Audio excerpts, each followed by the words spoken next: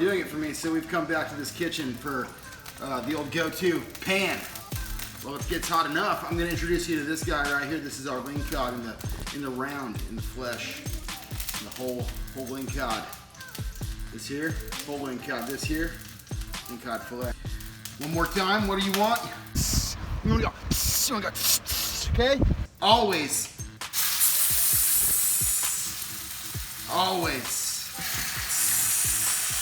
What you always want to never do is overcook your fish.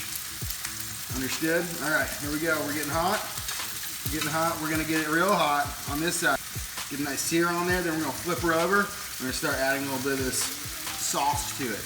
I guess in the meantime, what we can do is we can add this chipotle into our honey lemon. Leave that in there. Steer. Honey lemon chipotle steer. We're steering. We're about to be flipping. Now we're flipping. Flip. Flip. Spin.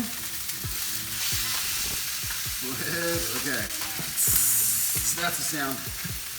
That's what we were looking for out there, but we just weren't getting it, so it came in here where we could get it.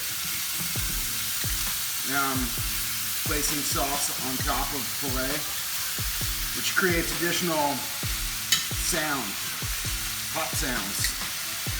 That's what you want. Okay?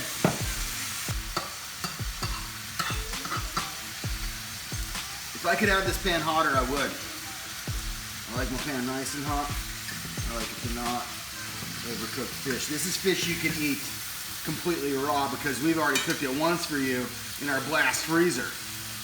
We cook it at negative 30 degrees so that you don't have to cook it at all. You just rip it out of the package and shove it in your mouth, depending on how strong you are. The stronger you are, the less you need to cook your fish. We consider ourselves pretty strong around here, so we just barely cook our fish.